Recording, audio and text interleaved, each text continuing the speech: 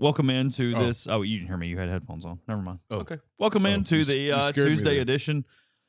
Blue Sky Live here with you today. No, I asked you just a random question before we started the show, but I didn't notice you already had headphones on, so I was not speaking into the microphone. All good. Good to be with you guys this morning. Interesting case coming down with a decision yesterday involving NCAA athletics. Charles Bediako ruled ineligible at Alabama, not getting his preliminary injunction from an Alabama court there in Tuscaloosa County. We'll discuss that today. How does that impact, if it does, Trinidad Chambliss? Today is SEC, Ole Miss baseball media day here locally. We'll talk to Mike Bediako around 1 o'clock here this afternoon, something like that. Have coverage, Rebels 24/7 in the meantime. And then obviously after, and this podcast brought to you every day by Blue Sky locations all over the state of Mississippi, up and down I-55 throughout North Mississippi as well, taking care of you with plenty of food and gas stops. Also the new car wash gas combo there in Byram that is up and running. Sweet Daddy's locations at most of your stops, including here locally in Oxford with the Oxford Exxon. Hopefully you took advantage of them for Super Bowl Sunday, had ribs, all that kind of great stuff with you, including their lunch specials. And we're coming to you in the Clark Ford studio. We are Clark Ford's in Amory, Mississippi, 662-257-1900. Call that number. Ask for our friend Corey Clark. Tell Corey what Ford product you're looking for. He'll send you a quote within 15 minutes in business hours. Right to the bottom line. There's no hassle. There's no haggle. Now's a great time to be shopping. They're trying to move the 25s to make room for the 26s, which means deals for you. 662-257-1900. Guests join on the Campbell Clinic hotline. From fractures and sports injuries to complex spine and limb conditions, the pediatric orthopedic physicians at Campbell Clinic in Oxford are the only specialized pediatric orthopedic team in North Mississippi, providing expert care for growing bodies. Visit CampbellClinicOxford.com to schedule an appointment or call 901-759-3111. So, a couple different things. You've already got a question. Yeah, I'm going to it here. Okay. Super chat, thank you. From Rebel HT 1022. I hate that we're doing the username still on the YouTube stream and not the names. I much prefer when they just gave us the names. Chase, how can we watch the Ole Miss baseball games over the weekend? This is not one of those flow sports things. It's a home game. So all Ole Miss home games and then all SEC games, period. So Ole Miss's 15 road games are available either through they're available through the ESPN app. So either through ESPN or SEC Network through the app, or SEC Network Plus, I guess technically, or ESPN Plus. Sometimes it's that different alternate subscription a couple times. So there'll be 3 or 4 times a year when people only have one and they get really frustrated that it's not on there. Sometimes they throw it over on that other thing. But if you have the allotment of ESPN streaming possibilities, you will be able to watch at minimum 39, 45 SEC, 45 Ole Miss games, and probably more. Mm-hmm. Actually, way more now that I think about it. Way more. I don't know what the Houston tournament is doing for its broadcast streaming. That probably is a flow sports situation. So we'll make sure we tell you how to subscribe and tell you when to cancel, so you don't get caught with more than 1 month of flow sports, should that be the case. But Ole Miss, 9 of their 12 non-conference weekend games are in Oxford. It is Nevada, Missouri State, and Evansville there for those. And then again, Baylor, Ohio State, Coastal Carolina are your opponents in Houston, at whatever that park is named now. It's not Minute Maid anymore. It has a weird name. Yeah, I don't know. That I can't remember. Yeah, I don't recall. Apparently, it's the best run for teams in the country for these kind of things. Like Ole Miss was in Arlington last year, and it was a great event as far as the teams in it. But apparently, Houston does an extraordinary job with taking care of teams and people. That's why Ole Miss is now back a second time and whatnot. So, A.M. Gardner, Chase, Seahawks fan base being known as the 12s is incredibly cringe to me. Well, everything about the Seahawks is typically incredibly cringe to me. But yes, anything revolving around that they are the louder than anyone else in the history of the world is Daikon Park. There we go. Thank you, Wicked Brew. I just couldn't remember. I would not have been able to pull that out of a hat. You could have given me 1,000 guesses. Yeah. So, anyway, that's it. I wouldn't even know where to start with 1,000 guesses. I would have just been like... Astro Stadium. I mean, I know it's some company. Because what's not? Yeah. I mean... So, okay. Guess we won't bury the lead. You can tell I'm like almost like I had to work up to it for a second here. My voice is a little better today. I'm trying to put it on a pitch count a little bit. Trying to be a veteran reliever in August and just get to the postseason through the day a little bit. But we're hanging in. If I'll just talk and not do podcast voice, I think I'll be fine. It's that I inflect differently on the microphone. And you don't as much. I don't even know. Not as much. I mean, a little bit, but not to the level that I do. And I think that I always have people say you should go back and listen to your shows, and I just never do, ever. Oh, I don't want to. No, I have no interest. Not even in like a time standpoint, just in general. In general, no thanks. Yeah, I bet in all these years I've gone back and listened twice. Oh, really? Yeah. That infrequent? Yeah, just don't do it. So, big news, surprising news, but when you go through it, a very big win for the NCAA yesterday on a couple different fronts. Charles Bediako, the Alabama basketball player who appeared in 5 games for the Tide this season. Again, he played for Alabama for multiple seasons, then signed an NBA contract, got a 2-way deal, played in G League games, and then returned to Alabama for this season. Bama went 3-2. First off the top, Bama will not have to forfeit any games or anything like that. That has no impact on their season. That's the way the TROs work. That's the way the preliminary injunctions work. It would be the same thing if a Chambliss situation played out in some similar fashion. So that's not a problem. He was ruled ineligible yesterday, and most likely that's the end of it from a straight timing standpoint. Unlike football, where we're having these off-season decisions and time for things to play out in some regard, Bama's season is going to be over in a month and change. Yeah. So because of that, no Supreme Court, no appeal, nothing is going to happen that's going to dictate this decision. And this is a huge decision for the NCAA. The judge ruling that Bediako did not fall to the standard of irreparable harm because you very clearly can determine what the differences are on his opportunities, and that he simply was at a higher level and chose to return knowing the consequences of such actions. It's the very layman's way to put it. But he dictated that it is not saying that Charles Bediako cannot play basketball. It's just saying he can't play college basketball. And that's not the same thing as a lost opportunity because of a decision that essentially he made. That is the determination that they are making here. And if this holds as any type of precedent, it is 100% the bridge too far category that the NCAA will rely on moving forward from a professional sports standpoint. The fascinating thing from this to me is that this judge appears to have really flipped his opinion in a very short period of time. It's a new judge. Okay. The other guy recused himself for being a booster. That's right. Because he wasn't just a booster. His wife is also an attorney who is representing Darius Miles in the Alabama murder case. Gotcha. So there was multiple reasons why he recused himself. This is a new judge. I'm curious as to what role, we'll never know because no one will tell you, what role did Greg Sankey's affidavit play in this? You know, that's interesting because I think they both gave, I'm not saying there was collusion, but just in general, they both gave each other help here to absorb this. Sankey putting that out there, getting this ruling to look correct and look like he is absolutely on the side of college athletics, which he is. If you're going to have guardrails, he is. And 2, the judge then going, well, I mean, look, the commissioner of SEC. Yeah. Right there. Hey. That's what I'm saying. I mean, there's no doubt about that. I found that interesting. So the part here, number one, if you played this out on precedent, and again, precedent doesn't necessarily work where every state can just pull an Alabama ruling. It's not that simple, but it's in our train of thought now. There's evidence. I mean, let's not act like we're in a vacuum where judges are not going to understand this. Sure. Even if it can't correctly be moving in that direction. Oh, good point. I'm thinking about that. Ole Miss plays Alabama Wednesday night. So no Bediako on Wednesday.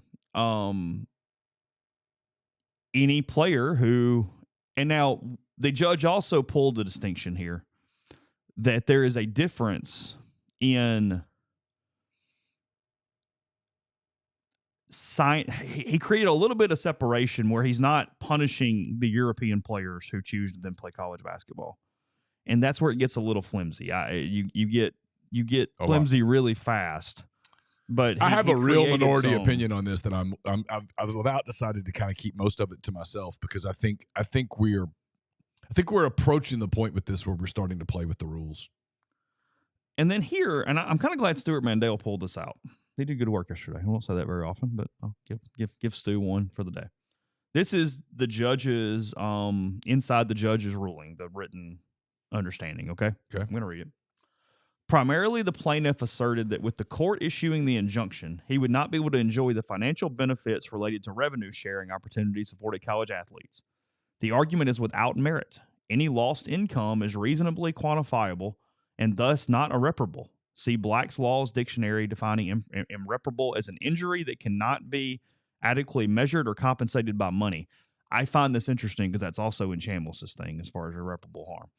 Further, the plaintiffs playing professional basketball in the G League as recently as last month indicates that the case is not about whether the plaintiff can be paid to play basketball, but for whom. The plaintiff also asserted that he would suffer irreparable harm by missing out on the college experience. There is no proof in the record but for any athletic scholarship, the plaintiff could not afford to attend college. If the plaintiff wishes to pursue a degree, he's free to do so. The court has been presented no evidence demonstrating the plaintiff would be prevented from attending the University of Alabama unless the court issued the injunction.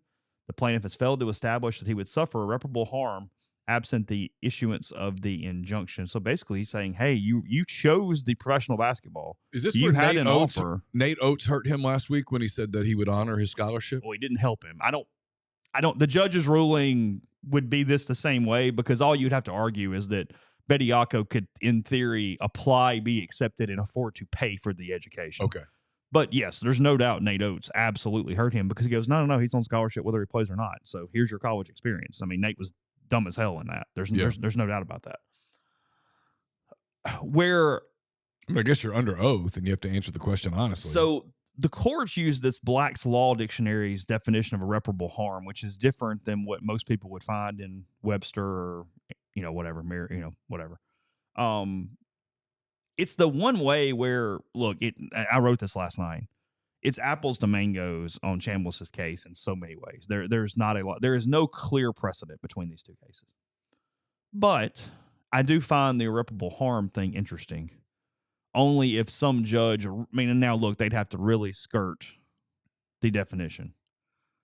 But could you argue that Chambliss having any professional possibilities could theoretically be documented and not irreparable?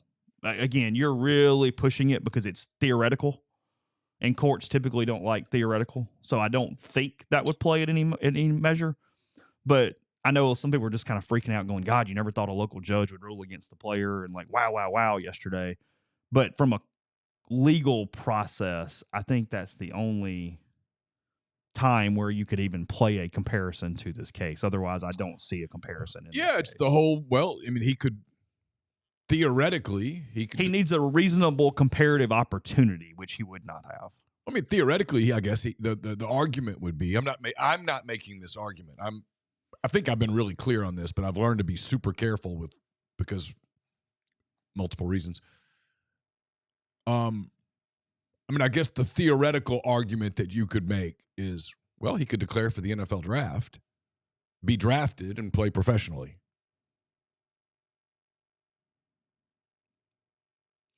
But it's theoretical. Yeah, that would be the one flimsy way that you could do it. I'm on the record here with how I've begun to feel about this. I find it amusing that, like Steve Spurrier says yesterday, that there are no rules, and then everybody celebrates Steve Spurrier saying it, and then when someone else says there are no rules, people get upset. It's like you've let this thing go wild, and now you're trying to rein it back in, kind of one case at a time. Again, these two cases are not the same at all. Cliff Notes, very TLDR. They're saying Bediako's harm comes from his own voluntary professional choice to leave college basketball. Right. Go to the pros, and that the court is not responsible for protecting his bad decision. That is essentially what they're saying.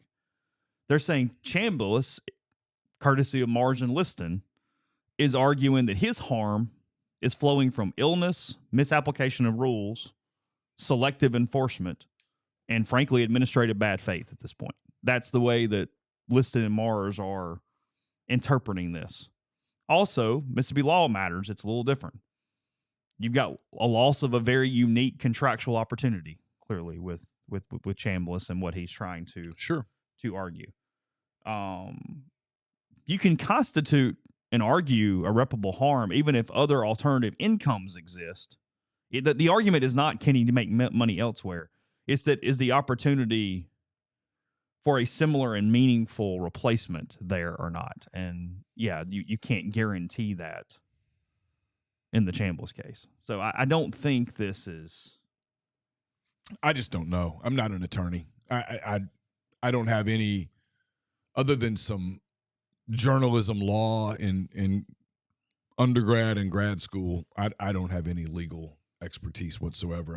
I feel like I'm way out over my skis on this. I don't.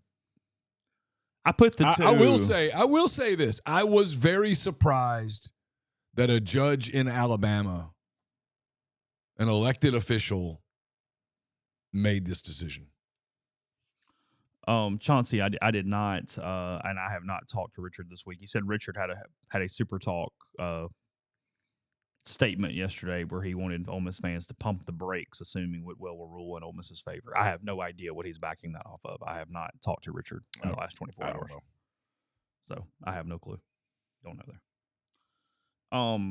I ran both things in ChatGPT, and again, it's ChatGPT. I was bored last night and put them in there. Sure. And based off the documents that I inserted, ChatGPT thought that Chambliss's irreparable harm argument was substantial. That was the word it used, substantially stronger than Bediako's because of the situation.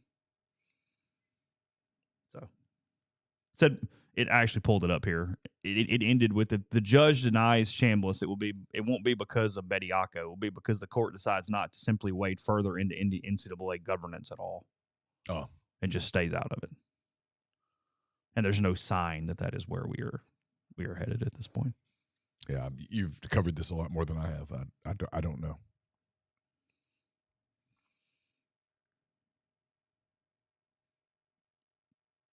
I was asked yesterday by somebody, actually another media member, if Chambliss lost, could he appeal? I mean, in theory, but timing would not be anyone's friend at that juncture. Just like Bediako is done now and there's no recourse. Yeah.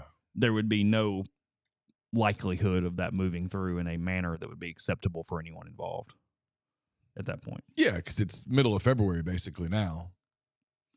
Worth mentioning, Ole Miss yesterday has asked for essentially a redo on his appeal, citing new information.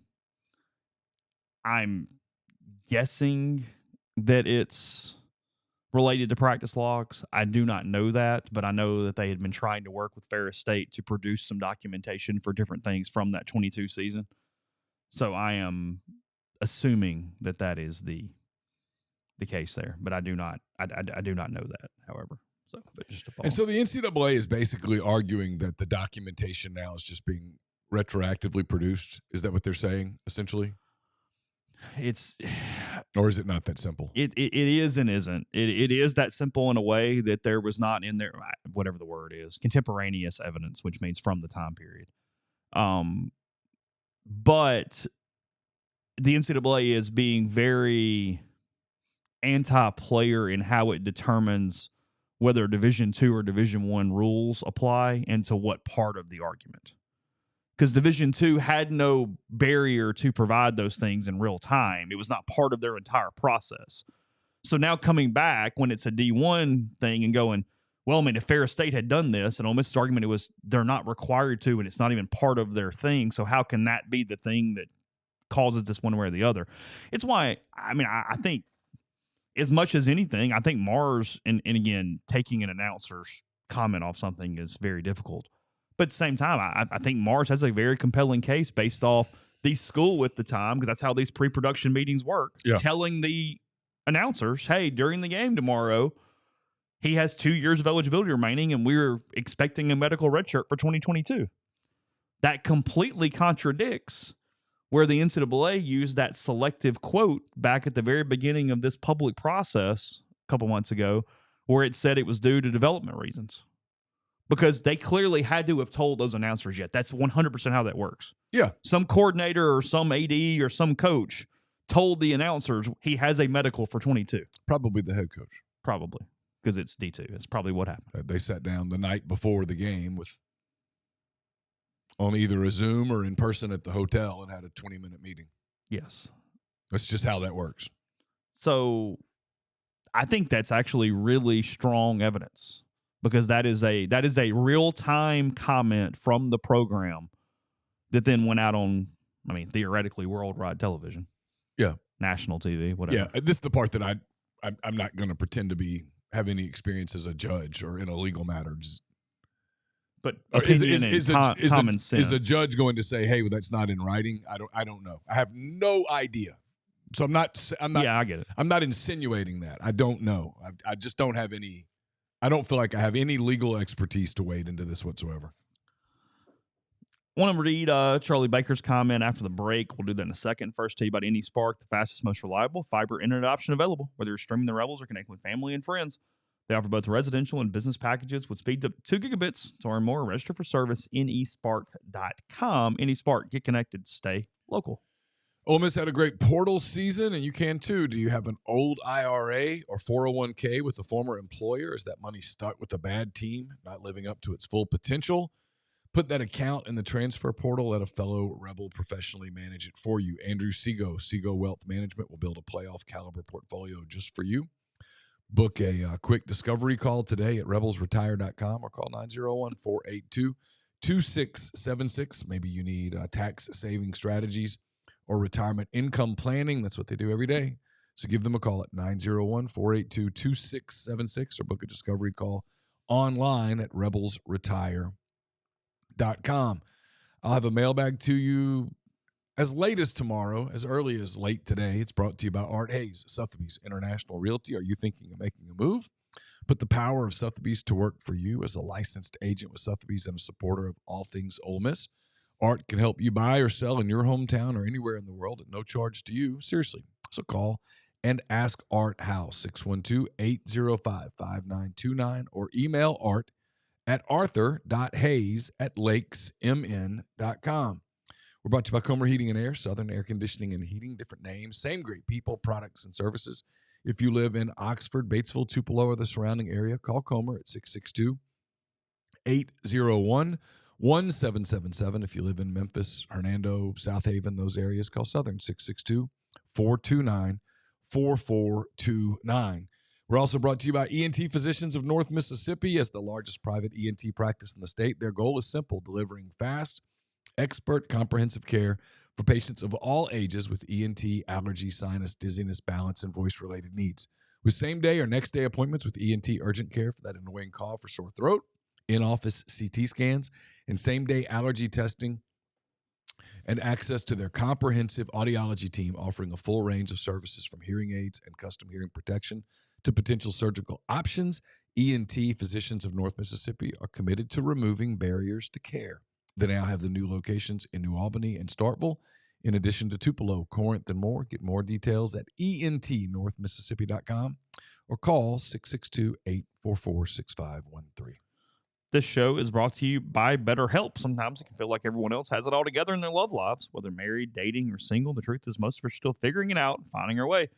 No matter who you are in your romantic journey, therapy can help you find your way, help you determine what you want, what feels heavy, how you can take some pressure off yourself. We get it. February's full of flowers, candy, stuffed animals, and lots of talk about relationships and dating, no matter where you are, married, dating, single, again, or focusing on you.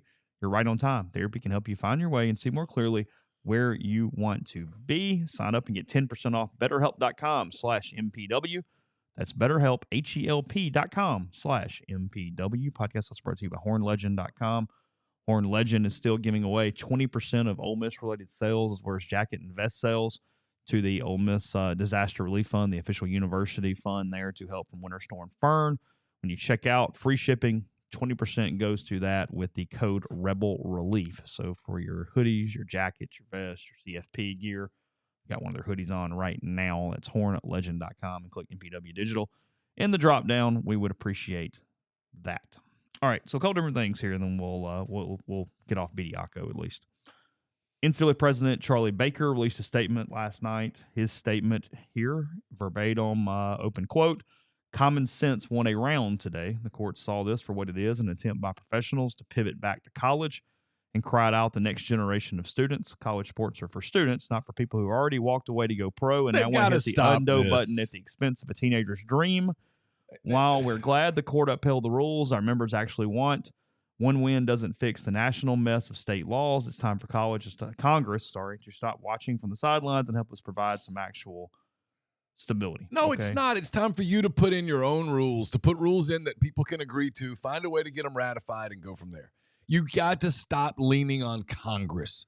Congress, frankly, as a taxpayer, I don't want Congress spending time on college that is sports. True. To be perfectly honest, forget my role as a sports writer. As a taxpayer, and believe me, I'm paying a ton, I don't want Congress spending 1 minute of time on intercollegiate athletics. The day that becomes the something that's worthy of time, we're going to be in much better shape as a nation. The NCAA has to stop this. This leaning on Congress. Congress has proven for a decade now they don't want any part of this. But it's also the NCAA. If I'm Charlie Baker, it is where I'm frustrated. Is that while I hate this determination 98% of the time, he's not wrong when he goes, all the damn schools are the actual membership that creates the rules, and then you all want to break it. So what do you want me to do? Yes, I thank you. I'm completely with you. I actually sympathize with the NCAA in that part, in this overall part of it. I do. So the last thing, because their argument is, you guys want these rules. We all agree to these rules, and then you're so hyper competitive that you break them religiously. The moment that they put in rev share, which the moment they did it, I said, this isn't going to work. Everybody said, why are you so negative? I said, because it won't work. Because these people don't know how to follow rules. They're not going to do it. Rev share was designed to control this. Yeah. Not for a program to have $50-something million of salary, which is what it is in football. Yeah. It was said, hey, you're right. The players, this is a billion-dollar industry. The players deserve compensation. No one's arguing that. So why don't we figure out a way to do this where players are compensated, but we get this thing under control? People went racing through that, just rolled through it. That's not going to happen. And so now they come back and say, well, we're trying to figure out a way to enforce NIL. And the schools basically go, good luck, man. We're not doing that. So the last thing here, and then we'll move on to a broader part of it. Midwinter, Winter Sports Law, he comments a lot on NCAA-type cases on X. He goes, what's the difference between A, someone who's been a pro for multiple years and then plays college, and B, someone who plays college, plays pro, and then plays college? How is the former a student but not the latter? Again, it's the European thing and a lot of different stuff. Okay. Especially when college players are paid more than pros. Again, the argument we just made a second ago. But I set that up to say this, and this is just one person's opinion, but it's a good way to close this conversation. Andy Staples comes in behind and goes, Bediako could have the court explore the distinction at trial, and I'd imagine it'd be very difficult for the NCAA to actually defend it. The question is whether he will, because they probably just wanted the injunction sticking around the clock this season. It's where the NCAA is getting their biggest win in this is timing, is that none of these programs and players really give a shit about the rule. They care about their player being eligible. Of course. So once the clock doesn't work in that player's favor, you're never going to see millions dumped into a trial all the way through and get a clear precedent set, right? Because they don't care about the rule. So it's where the NCAA, out of all the negatives it has in state court, it's a huge win it has in state court, is that no one is going to look for the process. They're just trying to get a result. And that's where they're going to get very handy here on some of these precedent-setting things, that they would have it would be impossible for the NCAA to defend how what Bediako did is 1,000 times different than what Cameron or 1,000 other players have done. Yeah. And they are going to get helped out by simply timing in this matter. I've told you this. If I were Charlie Baker, privately, I would be urging coaches and ADs to stop saying, hey, these are pro sports now. Yeah. Coaches keep going, hey, these are pro sports now. They're not wrong, by the way. Because the next argument, well, what's the difference? What's the difference between your pro sport and the G League? What's the difference between your pro sport and minor league baseball? Both are pro sports, pro sports, pro sports. And I'm not even being argumentative. I'm literally saying you can't say these are pro sports. Look, there are guys making $2 million plus a year to play college basketball. That, by definition, makes you a professional.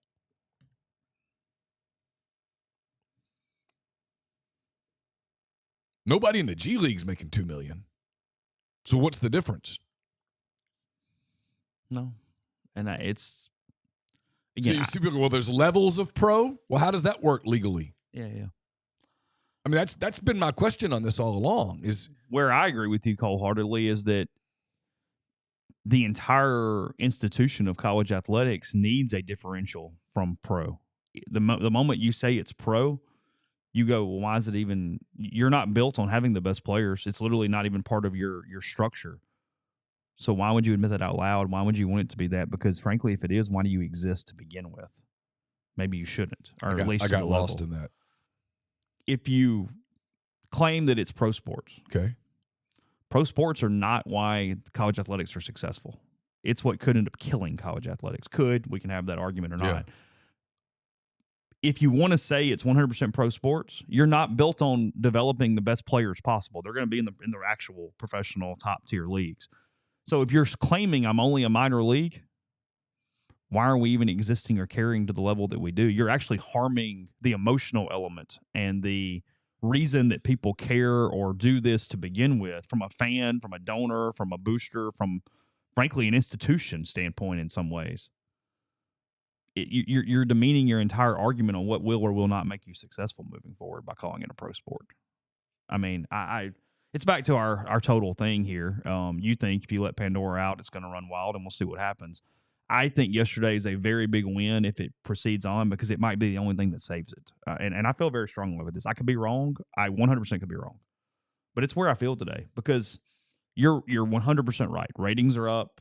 Everybody's watching. Chaos reigns. I don't think fans view this as chaos. I still think it's coasting on decades of emotion that's been accumulated. But the emotion doesn't go away. I mean, like, it doesn't go away today. It doesn't go away today. The bill's not due yet. Sure, we have some selective enforcement and we've got some weirdness and a lot of stuff. But if you truly say there are no rules, you don't get the churn that college athletics preys off of. The rotation of players, the changes in roster, the way that things work. It still feels temporary. Because look, yes, people are given a ton of money and they really care. I'll argue it's anxious caring, though. And that's not a long-term answer. Well, I mean, I will say to your point here, I don't know that I completely agree with it. I mean, we're not going to have a fist fight or anything, but I do sense a lot more anxiety, anger. That doesn't last a decade. People strike me, honestly, as not all people, but a lot of people. Not even the majority of people, but a lot of people, a noticeable enough portion of people that it's noticeable, as angry as hell. Like, I literally the other day almost posted on the message board, why are you guys so mad? It can't be just because your basketball team's having a difficult season. Your football team just went to the Final Four. Your baseball team is nationally ranked. Your basketball team is, both men and women went to the Sweet 16 a year ago. By any measurable metric, you're doing really, really well. Why are you so mad? They feel trapped. Maybe not every person. Again, I don't need all the comments going, no, I don't. I'm talking a very large, collective, national level comment here. Okay. I'm not even Ole Miss. Sure. Oh, it's why when this conversation becomes nothing but about Ole Miss, I kind of get lost. Yeah, in it. I'm not talking to you Ole Miss fans, because frankly, you won. This is benefiting you, and I understand why you're locked in. I'm talking about a national level sports problem that I think will exist. Fans feel trapped. They have all this emotion wrapped up in it. The only way to access that emotion is to give, is to pay, is to be tangibly connected. Okay? But that's a fear of falling behind. Duh. That's protecting that emotion in all these different ways. It's an obligation. It's not delight. I'm not going, oh, God, this is so exciting, and I love not the winning, you love the winning. The process of getting to winning. It's God, it's the only option. And then you just get anxious, and you move, and you move, and move. That's not sustainable. And I think, look, again, could be wrong. I'm not a business expert. I was not even around for this. But cable TV ratings went way up as soon as cord cutting started. Way up in the beginning. And then it died. Newspapers, you lived it. Yeah. Record profits right after it really started dying. We didn't see that for 2 or 3, 4 years. And then boom. Yeah. Went to hell and back. Yeah. I mean, you've talked about it. Cash register, all that stuff. It wasn't but about 3 years after that everything went to hell in 8 handbaskets. Yeah. The ratings and the money don't always show the first part of a fall. Frankly, it shows the mid-level of a fall. I've always given myself credit for this. I saw the newspaper collapse coming a full 18 to 24 months before it started. That's why I got out. And there's a totally different it's a totally different mental process to these rules suck, they're messy, they're selective, they're not in my favor, and no rules at all. That's a totally different place in some ways. I think there's a tipping point we just haven't noticed yet. And I'm not doing a podcast bit here. I 100% believe this. Yeah. To the point, I mean, y'all can say I'm idiots. And I would love to be wrong. I'd love to laugh at myself and go, hey, me saying Missouri 2 years ago was going to finish 6-6 is no longer the dumbest thing I've ever said. They went 10-2. Yeah, stuff like that. I know I'm playing, but look, do I think even if all this happens and I'm exactly right, I'm in still some form of sports media? Yeah, in 10 years, I'm probably going to get a real estate license. Yeah, I believe that even if Bediako goes a different way yesterday, I would at least be pursuing a different funnel.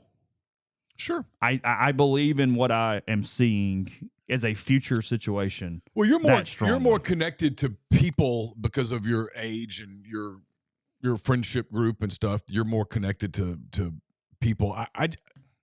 It's got to feel like college sports. And we always are used to the NCAA being selective. It still today feels like it. Here's my argument. It doesn't if Sean Padula plays 8 years. Can I make an argument? Yeah, sure. Okay. And let me be clear here that none of this is an insult to the young man that I'm about to use because I'm actually a huge fan of his and have become at least friendly with his dad, and I have a ton of respect for him, okay? Bryson Sanders came on this show. Was it last week? I lose track of time. It was last week.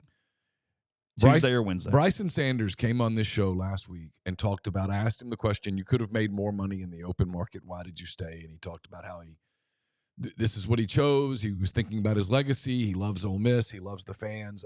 I'm trying to paraphrase because I don't remember the exact quote, but I think I'm getting the spirit of his answer correct. Would you agree? You're 100% right. Okay. The response to that, rightfully so, was, man, I love this kid. Sure. Okay? I'm trying to be super clear here because right now, not everyone, but there's a segment of the populace that is of our fan base that is hanging on every word that I say, just waiting to pick it apart. So I'm trying to be super careful. A few years ago, so on the Ole Miss roster today, of the 85 to 105 people that are on that roster today, how many Bryson Sanders are there?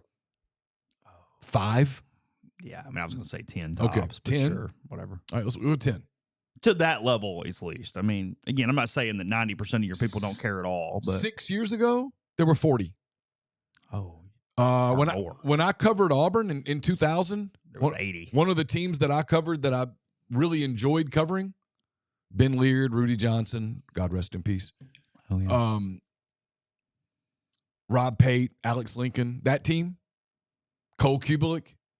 Man, there were 80 kids on that team that would run through a wall for Auburn, that were there for Auburn. Did some of those guys get some shoebox money? Sure. Were they there because of money? Not many of them. Maybe a few. Maybe a handful of the Florida kids were there because Auburn was the highest bidder. But you could have offered those kids the opportunity to transfer out, and they would have been like, hell no, I ain't going nowhere. I'm here. When they played Georgia, it meant something. When they played Alabama, it meant something. I don't know that in this era, if I were to go over to Auburn today, comparing apples to apples, how many kids at Auburn right now are really there because of Auburn? 5? Yeah. On the whole damn roster? Yeah. I'm just being real. Yeah, no, 100%. You're correct. And I'm just, I know, I'm glad I'm using Auburn instead of Ole Miss as the example because the Ole Miss thing, people get emotional and they pick on me.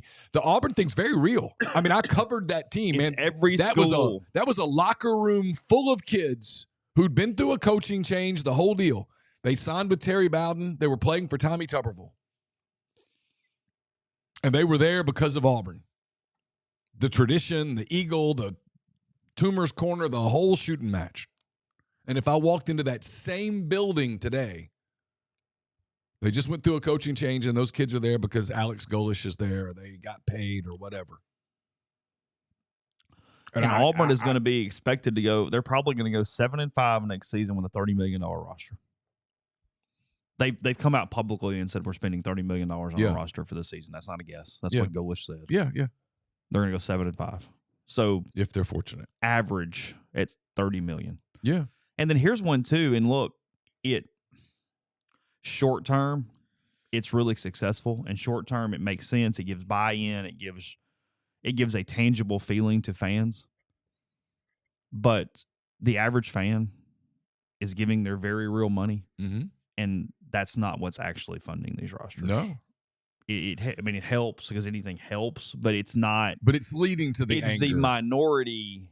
Yeah. In some ways, the crowd sharing is upping your anger levels. No question. It's upping your anger levels without actually being a very large piece of the pie at all in how things are operated and structured. The guy giving $100 a month to whatever collective, Auburn Tigers Unlimited. Glory at Georgia. Whatever. That's what it's called.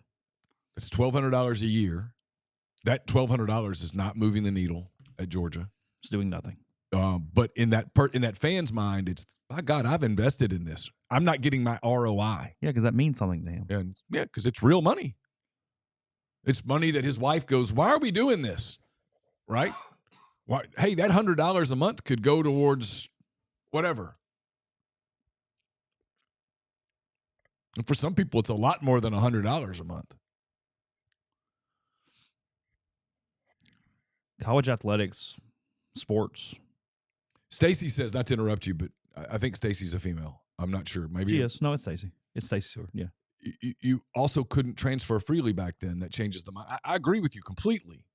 I mean, it's why if we're being serious about you want to fix college athletics and make them come back to some degree of normalcy, you've got to fix this transfer rule. When Tyler Siskey says this, he is right. You want to fix college athletics? That is step one. And I don't know how you put that genie back in the bottle. Because look, everyone goes, hey, the portal's closed. I mean, it is, but it's not. You want to transfer? All you got to do is drop out of class. You can still transfer. You got to roll the dice.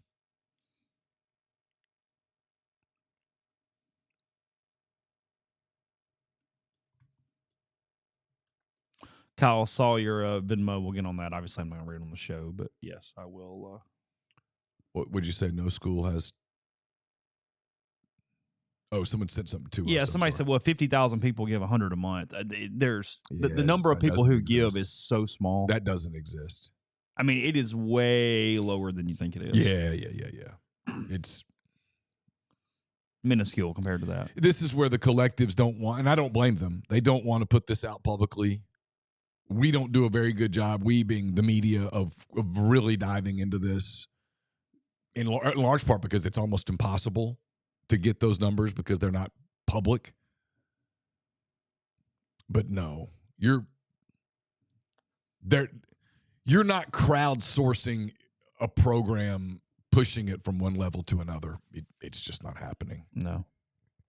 Like Texas Tech's money is not from a whole bunch of fans giving $100, $200 a month. Well, that's why the Big Ten's doing so well. Their money's coming from the oil money. It's why the Big Ten is so corporate. The corporate money. It's not even large fan bases. It's corporations. It's the larger your fan base, the more likely you are to have big donors who have built businesses. 100%. That's what that large fan base has done. So, all right, back in a second. First, we do that. Says your home and auto insurance keep going up with the folks at the firm. Proud Liberty Mutual and Safeco Insurance Agency partner.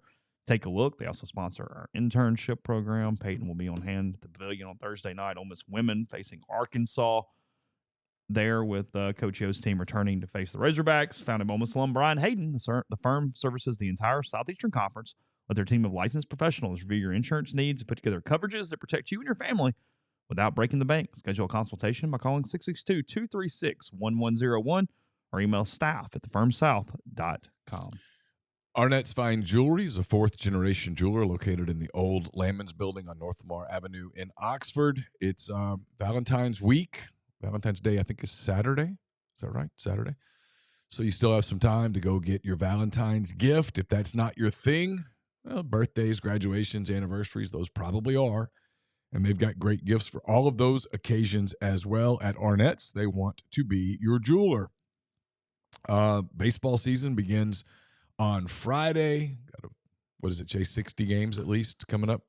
56 regular season games. So whatever you want to make of that. So a minimum of 56 games. Probably a lot more than that. And 54 after both get rained out this weekend. Wow, so negative. So negative. Having a negative day. But you can cheer up your negative day at the College Corner because they've got all the colors you want, all the name brands, Nike, Horn Legend, Champion, Antigua, just to name a few. They've got the location here in Oxford, right off of Sisk in the Oxford Commons. They've got 2 locations in Jackson area as well. The Ridgeland store by Fleet Feet, the Flowwood location by the Half Shell. And you can also go to collegecornerstore.com. Since its inception in 1873, Coors Banquet has been brewed in the same tradition of the original 150-year-old recipe. Banquet crafted with 100% Rocky Mountain water. So when you are enjoying a banquet, you are drinking history.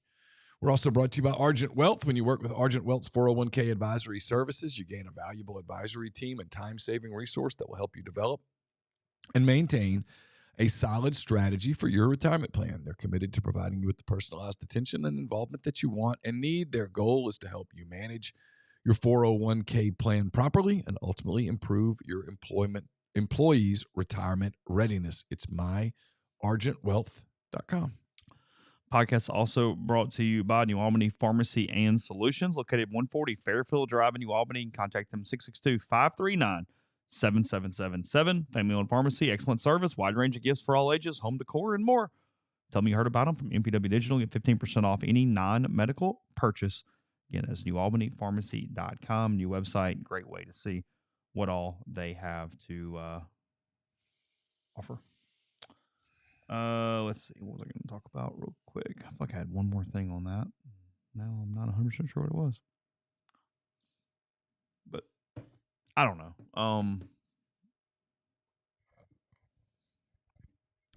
Chambliss is next. I guess Aguilar had his final thing. Although he's doing complete Pavia rule. And as long as the Pavia rule is written and explained the same way, he's in. Like I get that he's going for it's the one frustration I have is simply a media member trying to cover this to some level of a national basis. Is that everybody just see, if you're a fan, and I get why you do, I'm not criticizing. You go, well, he got a 7th year and he got an 8th year. It's like, well, but they're not in the same bucket. There's lots of different reasons why so many of these guys have different things. And is it really abnormal that Aguilar played 3 seasons of junior college football? Yes. Actually, maybe 4, but it's weird as hell. Because he had a redshirt JUCO and a 20 that got canceled and 2 JUCO seasons. So he was just in JUCO forever. Well, Pavia has the Pavia one of those rule, years doesn't count. That's what I mean. Right. Well, it wouldn't anyway, because it's JUCO. Right. That's my point, is that he theoretically gets 4 Division I years after junior college because that's the interpretation of the Pavia rule. It's why I found the NCAA being so stupid back in the day when they ruled that Division II did not have any of the same requirements because it technically was an NCAA level. It's like you made the Pavia rule based off lack of revenue possibilities. Right. Division II was never giving you acceptable revenue possibilities. So that I wouldn't think that's even a crazy interpretation that but they win in court on that one. The one thing I'll say is, in fairness to the courts and stuff, this is also new. I mean, it's not, and they're applying business principles to something that's not a business. In the way of making money, it's not a normal spreadsheet. Right. No question. Because again, if I told you in 2019, hey man, Auburn's football team is going to have a $32 million payroll, you would have said there's absolutely no way. And they didn't. I know everybody. A 32 pup. Well, remember when it was huge news that A&M was spending 20 or whatever on its roster a few years ago? Yeah. There is no NIL cap. There's a rev share cap, but there's no NIL cap.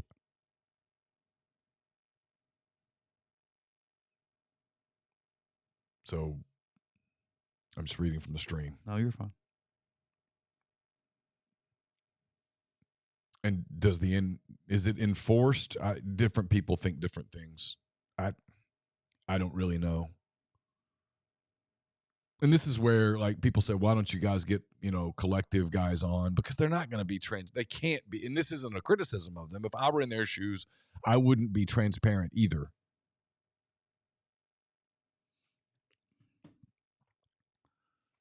Yeah, JUCO's not included. JUCO is considered not, because it's not an NCAA level. They've ruled that. Yeah, Austin says Saban was going around burying A&M and Jimbo for buying players. It was, but it wasn't these kinds of numbers. This was a different deal. It has become big business, but the business makes no sense. Because if you're running an athletics department, you're still trying to you're still taking a amateur model and trying to force, which is make that the circle, and you're trying to force this great big professional square into it. And it just doesn't fit neatly. And when you try to explain that, probably in courts down the road, it's going to be confusing. Yeah. Thursday, 9:30, Pittsburgh, Mississippi. So you anticipate this hearing will last how long? That I don't know. I'm going to try to get a little more specificity on some of those things today. I don't even know what time I need to be there. Like, I don't know any of that stuff. I assume it is a small courtroom, but I do not know any specs here. Chase will be providing wall-to-wall coverage from Pittsburgh. You're looking live. Yes. Was that Keith Jackson? You said that? That was Brent Musburger. Oh, Brent Musburger. That's right. You are looking live at Soldier Field, Chicago. As opposed to what? But yeah. Okay. Yep. Irv Cross, Jimmy the Greek Snyder, yeah. Phyllis George. Yeah. Those were the days. There you go. Got home from church. I would turn on the NFL Today, and it was like, here we go. Let's go. You got one game a week? 2? TV. NFL Today came on at 11:30. Yeah, so 30 minutes. We got the CBS game. We had NBC game. One of them would have a doubleheader. Oh, it would? Yeah. Okay. We usually would get the Saints on CBS and or the Cowboys. And then, so if you wanted to see another game, you prayed for NBC. Okay. Somebody says they built a new courthouse. I mean, yeah, it wasn't a shot. I again, if I have been in Pittsburgh, it's been just through there by accident, but I don't think I have. I asked somebody today how far it is. I know nothing. If you told Trinidad Chambliss 4 years ago, you're going to be sitting in a courtroom. And you're going to have $5 million plus, depending on what a judge says, in Pittsburgh, Mississippi. He would have thought, boy, that would have boggled the mind right there. Going to need some dots connected. Yeah, you'd be like, wait, hold up. What? Let's start from the beginning. Yeah. You know that sore throat you had early 22? All right. Here we go. Here's how this works. Yeah, that's crazy. Baseball Media Day coming up today, again, 1 o'clock. I put on the board this morning. I guess we've fully adjusted to understanding the portal era as far as what roster consideration looks like, because I don't have a lot of questions for Mike today. Yeah. Really, I feel it's more minutia based for me. I mean, I'll get stuff for content, but I don't feel like I'm lost on this roster. I think my projected lineup last week will be very, very, very close to what he says, barring some injury or something kind of unexpected. What I want to see is just simply how he changes the lineup in the late game play through the 3 games, through next week, or how many young kids are getting not just mop-up at bats, but real opportunities. How many different guys are you starting over the next 2 days? Because, look, it just is what it is. Veterans and portal guys are going to start at opening day. Yeah, sure. The way that works, unless you promise somebody something. Yeah. But I want to see how that transitions, what some of the leashes look like. We'll get the rotation today. Maybe just as importantly, you'll get that first bridge guy, who comes in after Elliott in the 6th or whatever to finish a game. Because Mike, I do think he wants to do that. My interpretation, my guess is that it's Elliott, Townsend, and Libbert in some order behind Elliott today. Hudson Calhoun has been excellent. I think he will play into this. Has Landon Koenig polished enough? He's the transfer from North Dakota that just throws the crap out of it, but he was at North Dakota. There's not a lot of computer level development that goes on with the Bison. So how has he improved in short order? A lot of the rotation has picked up cutters and some different stuff, or a lot of the staff has. And then offensively, again, as I said, there's just a lot of pressure on a few guys because of all the swing and miss and the home runs around them. So we'll talk about that a little bit. Everybody's raving about freshman Cannon Golden because he takes us the spot pretty quickly. And then the underlooked thing always, because it's what dictates games, is the defense better. Yeah. Period. In some ways, they lost the regional because of defense last year. Made a lot of mistakes. Yeah, in that last and game. Murray did not. No, in that last game, when neither team really had any pitching left, Murray made plays on defense, and Ole Miss kicked the ball around a few times. Austin. That was a weird game. If I told you Mike Bediako is the Ole Miss baseball coach in 3 years, are you surprised? No. Surprised? No. Would I be surprised if he said he's not? No. He told me, again, a lot has happened since then. NIL has happened. The portal era has happened. A national title has happened. He told me in the fall of 19 he wanted to do 10 more years. Yeah. I mean, he made a joke and said, I'm not going to be Wayne Graham out there. Yeah. But yes, Mike is. He's my age, he's right? 57, I think. So a year older than me. His birthday's in May, but I think he's 57. Okay. I think they're underrated. They're going to be good. Schedule's really hard. Talked about it yesterday. Yeah, I think they're going to have a good year. I don't know as much as you do, but we're going to do, maybe not to the level of basketball, but we're going to try to cover a lot of games, home and away. Mm-hmm. We'll cover every home game, but a lot of away games. Try to bring personal things because in baseball, that program has done such a good job cultivating the fan base with it, where they are part of the community, part of the program, the autographs, the pictures, Again, baseball's helped because you got the portal era, but Hunter Elliott's been around for a long time. Judd Utermark's been around for a long time. Will Furness has been around for a long time. Mm-hmm. Hayden Federico is going to be around for a long time. The dudes. And when you know the dudes, that matters. And I think that gives a really good opportunity for the human element. And I have to credit Ole Miss on this. I get why they did different stuff for a while after COVID. They gave us Zoom interviews after COVID every single year, every game. And it worked. It was fine because I understood that was the limitations that were required at that point. And then we had a really weird 2 years that you almost, and probably nobody cares about this, but I do. And then making a change, I want to point out that I really appreciate the change, is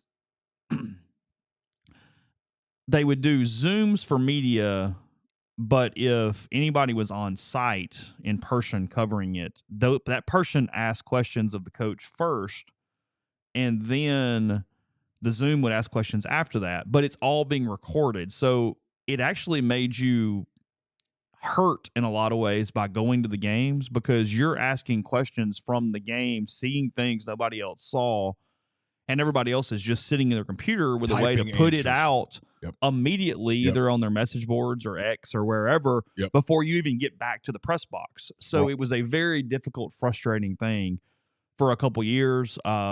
They changed that back last year. There isn't that, or there's an opportunity for a separate situation to not have that be the main cog, and I really appreciate that because it's not just benefiting me. If anyone takes the time to go, they should get preference in doing that. 100%. So I really applaud. We always talk about all the negatives, but I really applaud Ole Miss from the baseball standpoint and making it where there is real value in attending the games from a road capacity. It has been my basketball frustration this year. I've traveled to a number of games, and a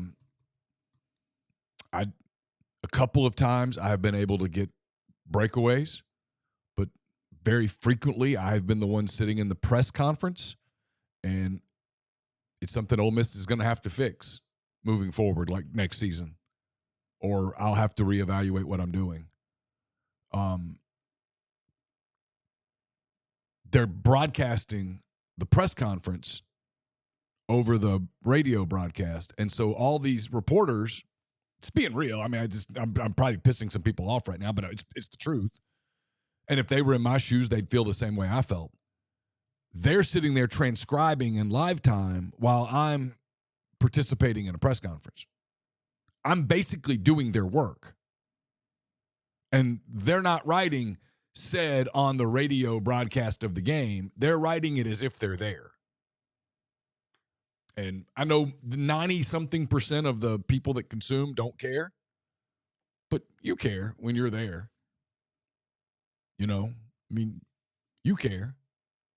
And I said this yesterday, I'll say it again. I know where media is going is this era where nobody actually covers anything and everybody just aggregates and has opinions and analysis and they see how funny they can be. That's not journalism. Journalism is going to the games, covering the games, talking to the people.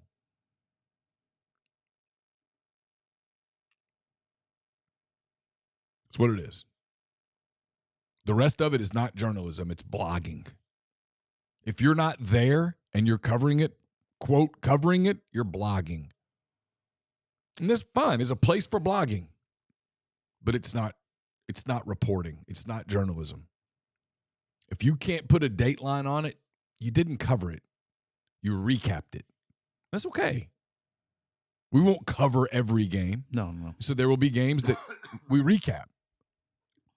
Yeah, no, one at all. But you know, we've made that decision for now. Yeah, but we've gone to a lot of. Comus went to Starkville. I've been to New York and California and Biloxi and Tupelo. That was the weird one when I was the only one at Tupelo. I know it was the week of like the Tulane playoff game, but still. And now Norman and Austin and Nashville. And you know what? Would we have gotten more out of it probably if they were winning more? Sure, of course. But still, it's the journalism part of it. But that will be the one thing that moving forward, like next season, it'll be like, hey, if we're going to put this whole press conference live on the radio, I don't. There's a lot less incentive for me to be there. Yeah. One more thought on that after the final break. We'll come back and do that. Tell you about the Jackson Graber Group with GMFS Mortgage, local trusted mortgage lender right here in Oxford with John. Help all home buyers with first home, new construction, or refinances. You graduate from Oxford High, Ole Miss alum, also great in the condo financing market. Again, it's different. It's a little weird here locally in Lafayette County. He's an expert. He can help you out. So whether you're buying a home, refinancing, or just have questions, gmfsmortgage.com/JGG 662-762-4502. We're also brought to you by John Edwards, Regency Travel Incorporated in Memphis. John's part of Virtuoso. It's a worldwide network of travel partners that allows him to supply his clients with added values, unique benefits, simply not available to other travelers. John traveled the globe for 37 years before he even got into the travel business. He knows the extra attention that's needed to make a special trip one that creates a lifetime of unique memories. So get in touch with him, give him some parameters, give him a budget, and he'll give you some options that you won't find on your own. 901-494-3387 or jedwards@regencytravel.net. And get the beautiful, healthy smile you deserve at Corinth Dental. Dr. Bubba McQueen, Dr. Jenny Beth Hendrick are devoted to restoring and enhancing the natural beauty of your smile using conservative, state-of-the-art procedures that will result in a beautiful, long-lasting smile. From routine checkups to advanced treatment, including implants and Invisalign, Corinth Dental is here to help you achieve your smile goals. Schedule your appointment today. Take the first step toward a better version of yourself. It's corinthdental.com. Podcast is brought to you by Chicory Market. ChicoryMarket.com is the place to go. You can go to the events page. And again, last call here coming up February 14th. Their Valentine's Day Supper Club 4-course meal. You can see the menu right there online. Already available for you. You pay in advance. Show up. Just have a great time. You can grab alcohol from the Volume Bottle Shop. It's on site. And enjoy 4 courses from Heath Johnson and his team. Again, he was in the City Grocery staff that got the Beard Award a few years ago. That is at Chicory Market. You also just go in, get great shopping items, specialty items not available anywhere else, as well as meat, produce, fruits, and a bunch more available there. Again, chicorymarket.com on North Lamar in Oxford. Yeah, like I said, we'll cover some baseball series. Yep. The majority of the SEC series. Always do some other neutral site road games. Sometimes those are the hardest just because of scheduling and worth, because they're in such a hurry to get out of Pearl or Memphis or some of those. I'm less inclined to go to Memphis now that they don't play at AutoZone anymore. I used to be much more inclined when it was downtown than now when it's on campus. Yeah. And I don't blame Memphis for wanting it on campus. No, sure. They're making their right call. Of course. But that does nothing. Well, it's not realistic that they're going to play over if you consider postseason. Let's give them 3 games. 65 games. Let's give them 3 games in Hoover and then on. It's not realistic that you're going to cover in person 70 games. But we're going to cover a bunch.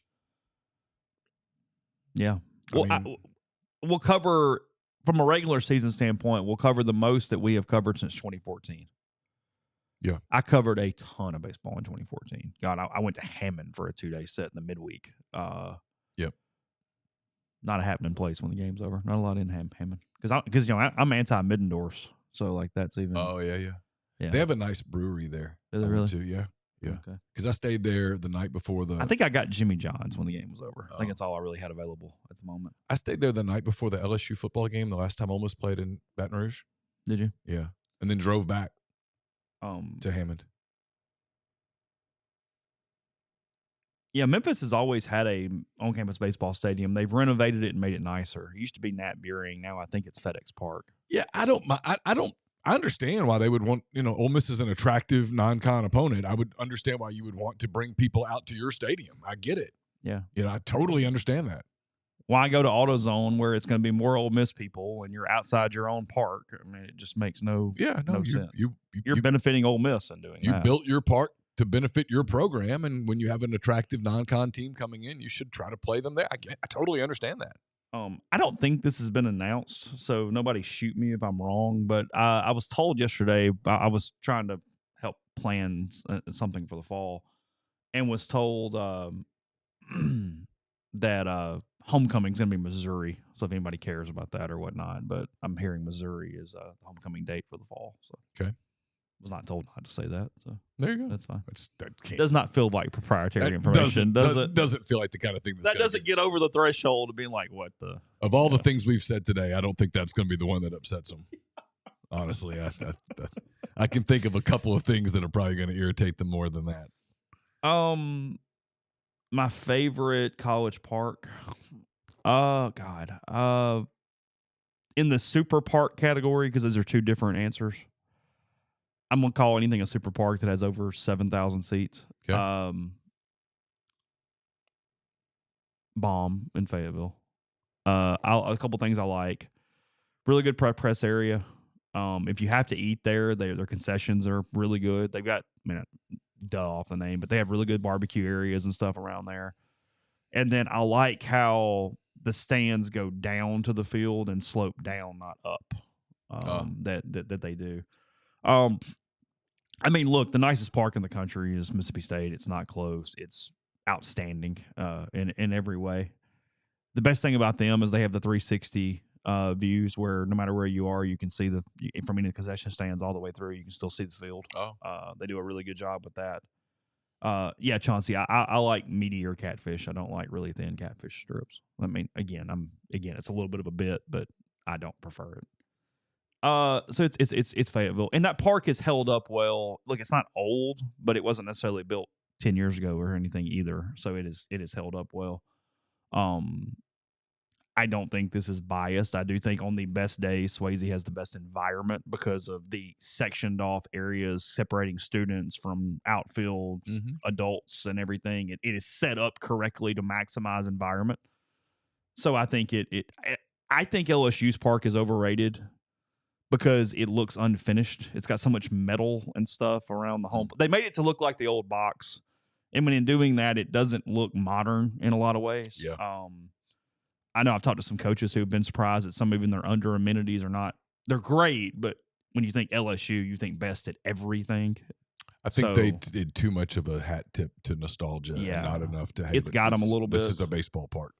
I'm not currently planning to go to Gainesville, but I'd love to see Florida's new park. For the guts they had to work with, Alabama has done a really good job getting theirs renovated. Yep. Again, they kept their foundation, so there's only so much they could do. But I think they've done a really good job. And then from the small park category, Auburn. I really like Plainsman Park for the older, smaller parks. I do too. It's good. I always liked it. Yeah. I've covered a lot of games at Plainsman Park. Yeah, I really like Plainsman Park. I always thought it was cool. Georgia did a horrific job renovating Foley Field because it was the exact same architecture layout as Swayze. Yeah. 100% same park. And they've done a bad job with their renovation. I was in Austin, and I meant to go see the baseball facility, and I didn't get over there. I hate that park. I mean, and I'll see it up close and closer soon, but I hate that park because everything is turf. Everything. Yeah. There's no dirt. Right. And it's like, come on. What are we doing? You're Mickey Mouse. Your University of Texas, you probably could put some grass in here. And then credit to Vanderbilt for getting everything they can get out of being landlocked into a block. I got to tell you, I was in Nashville not long ago, and I got around their facilities, and pretty good. What they've done with football should be applauded. They have taken an absolute dump of a stadium, and it looks nice. Yeah. And their baseball facility is cool. Yeah. It just is. Credit to them. They do everything they can do with being in that. Yeah. They don't have any room. There's nothing else they can do. I mean, there's no like, hey, you see that area over there? No, they're stuck. They're landlocked. And they have great catering in the MLB package. They do. So, hey, it's. I got to be honest, the football thing, phenomenal. I mean, we'll see it this year. Ole Miss plays there. Yeah. They did a really, really nice job. It looks really good. And there wasn't a lot of place to do it, and they did it. It really looks good. Kudos to them. Because that stadium used to be like, what are you doing? Like, what are you doing? This place is a dump, and it looks really good. Credit. Vanderbilt makes me laugh so much because their baseball media amenities and everything they do, anything you possibly ask, it is outstanding. And then for football, it's the worst in the conference by far. Although the last time we were there, they had a personalized coffee station and stuff. I wonder if that was an Ole Miss thing because we've been so critical of the coffee. Oh, really? You think we might have made a dent in it? I almost wonder. Really? They did a great job the last time we were there. Florida football for early games, they do made-to-order omelet stations for media. Oh. Ole Miss plays there this year, right? They do. I think it's Austin, Norman, Nashville, Gainesville, twice. And Nashville. Yeah. In the league. Yeah. It's not bad. Yeah, South Carolina has a beautiful park, but their environment's terrible. They don't have it's kind of an older fan base like LSU without the old money knowledge that the LSU baseball fan base brings with it, where they're great baseball fans. They're assholes in every other sport, but they're great baseball fans. LSU? Yeah, for sure. But South Carolina fails in that. It's why while Arkansas is my favorite park, I don't feel like they do enough. It's hard to get tickets there. It's very corporate. That's what I'm saying. It feels like a minor league game. It feels like a incredibly attended AAA game. Yeah. It doesn't feel like a college baseball game. Well, it's because a lot of their hardcore fans can't get tickets. It's a tough ticket. I mean, the whole year because of the corporate stuff. I don't think I'm missing anybody. Bluebell's kind of weird in A&M, the bubbles and stuff. I've not been there. I've heard it's a nice facility. The one in Norman's, it's okay. I saw it. Walked around the baseball stadium. Yeah, it's okay. Tiny. It's tiny, but they don't. That's what they've always needed. It's fine. Missouri sucks. Yeah, it looks like a high school stadium. They don't care. Pete, what's it called? Oh crap, I don't remember. Southern Miss has a nice park. They do a good job. Oh, Pete Taylor's good. Yeah, great media press box, leather chairs, big. Leather chairs. Good for them. How about that?